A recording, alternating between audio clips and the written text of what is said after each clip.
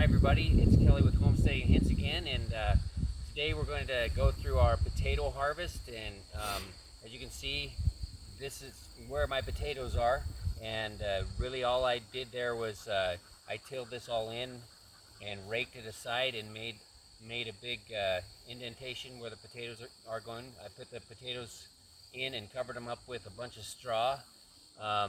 Did that over, I suppose it was about 4 or 5 weeks before they actually came through. And when they did, then I added more straw again and more straw several times. And there's 3 or 4 inches all the straw settles in, but the potatoes actually are never buried in anything, so it's kind of nice as far as harvest goes. And it's that part is made a lot easier. I probably won't do it any other way ever again. So and here's our visiting dog that we're dog sitting for. His name is Guinness, and he's obviously trying to help as well. But I never put them down into the soil at all. They're just sitting on the soil, and then there's a bunch of straw on top of it. And that's how all of our potatoes are grown and have been grown for the last couple of years. Now you can see this is the harvest of just the potatoes just in this small section.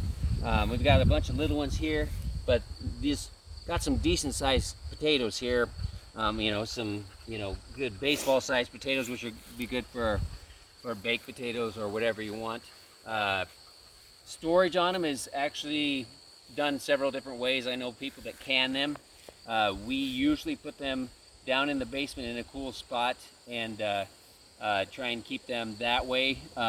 We have kind of a hard time keeping them for a long period of time because our basement kind of stays pretty warm because we have the furnace down there, and it does okay, but we're usually done with our potatoes by sometime in January. They'll either have dried up or started sprouting. We're going to try a few different things this year.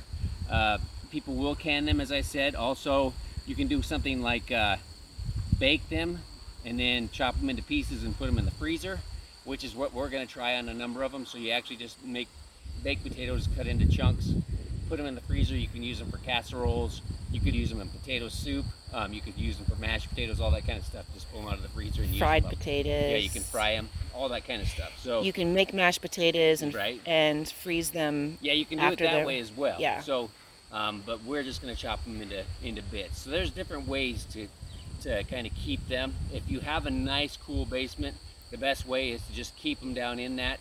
Or a root cellar. Yeah, a root cellar of any sort. And you can actually store them in something that has a decent ventilation, as well as I know that some people use like wood shavings, or you can use like shredded paper to keep them apart from each other so that there's airflow, and that kind of helps keep the sprouting from going. So that's how we're going to do some of them, but we're also going to put some of them in the freezer. So if you do store them in the basement, do you have to cure them or something? yes, actually, as far as what we'll do, we'll dig this entire area up, which is not a huge area, but it will last us for quite some time for potatoes. We're going to go put them in the garage, and then we're going to put them on a table and kind of separate them out so that they're just sitting there, and that'll be for approximately a week to 2 weeks. And you try and keep them out of the sun, keep them fairly cool if you can, although in the garage it's kind of whatever the temperature is outside, but it's supposed to be decent as far as that goes. Temperature wise, after the next couple of days, we have a few 90-degree days yet, but then it's going to cool off and be in the 60s. So if you can keep it at that, and they'll cure, which means that they're going to harden up, try and, as you're harvesting, keep them from scuffing them, things like that, because they'll get soft spots then. So try and kind of keep them decent until you get them on the table and let them cure, and then they can be worked at a little bit harder. They won't scuff as easy, and the skin stays on a little bit tighter and more solid. So we'll be doing that with a lot of our potatoes, and then some of them will go directly to being baked and put in the freezer in cubes for us. So, but there are several other ways you can do that, as I said. So if you do have more dirt on them, when is the good time to take, where we don't have much dirt on ours? Right. But a lot of you will have dirt, I'm sure, because a lot of people hill them up, which is fine. You can do it that way. But as I said, This is much easier, so I'm actually pushing towards this for anybody that wants to do potatoes and doesn't really. The hardest part is the prep side. But if you end up with dirt on your potatoes, which you will, even though ours are just buried, most of them are pretty clean, but there'll be some that will have kind of worked their way down into the soil. Leave the dirt on until after they're cured. Don't try and scrape it off, because parts of the skin may come with it and it'll kind of ruin that curing process and give it a spot where it can start to rot. So leave the dirt on until after it's cured, and then you can kind of brush it off after that, because it'll crumble then when it's dry. And another reason why we're harvesting right now is because we're supposed to get some rain, and if this is sitting down in with a bunch of rain over a period of time and it cools down, it's going to stay moist. It's not going to dry out. And if it stays moist, it's going to be a place where our potatoes will rot even faster. So we're going to get them out of the ground before then. But it works real well for us, and here I'll show you kind of how simple it actually is.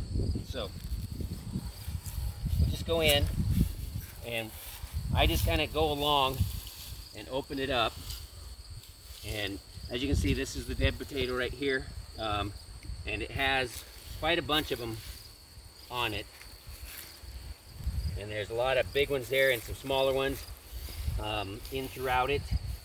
We'll pull these out, and mine's a mix of reds and so like Pontiac Red and Yukon Gold are kind of the main ones, but any of the red ones and yellow ones, we didn't do any. I don't think we did any white ones this year. I think it was all reds and yellows, but I've been separating according to size, and we're going to try some canning, I think, with the smaller ones like this. So I've been separating those out. As you can see, we also like to do these type of potatoes because we like to leave the skin on our potatoes. Yeah, whereas definitely. if you do a russet potato, they will last longer as well because they have a thicker skin. Yeah, but we do like to leave the skin on, and it's obviously easier to keep them clean and stuff like that. Now this one, as you can see, this one is green, which means it came to the surface. And actually, if you look right here, there's another one. It's kind of disappointing, because actually when they're green like that, they can make you sick, so you don't really want to eat those. And this is a nice potato. Both of them are actually decent, but they can make you sick. They taste better too. Yeah, they do definitely get more of a bitter taste, and the starches, I believe, just do something different in them to make you not very edible. But so don't use those kind. But you can see there's some more. We'll kind of pull it aside here. There's a bunch more here, and I'm assuming we'll probably, when we're done with it, we'll probably have 3, 4, 5 gallon buckets full, which will last us quite some time. And as I said, I just threw them in here. I didn't keep them according to color or anything. I just kind of tossed them in. And do you know about how many you planted or how many pounds or anything? I think there was, I want to say it was about 3 or 4 pounds. It wasn't a lot. And basically, when you do the planting of them, you're cutting them into pieces. So like, here's an eye of one, and it's got another eye here and another eye here. If you can do it, you cut it so that each one of those has a place to grow out of, and that's how you plant them. But we have a couple of, see, this would be from water sitting on them, these two right here, and actually this one as well. So we had a spot where water was holding in the spot, and it didn't allow it to dry out and sink down, so we lost a few that way. But as I said, by the time we're done, I'm going to guess on 3, 4, 5 gallon buckets full, which will last us for quite some time. And if we put some in the freezer and put some in the basement, we'll be good to go for quite a while. So yeah, also you can make chicken pot pie with it, so that's always a good thing too. So if you have any questions, just call Ted Lare. Until next time, it's Kelly with Homesteading Hints. Thanks, everybody.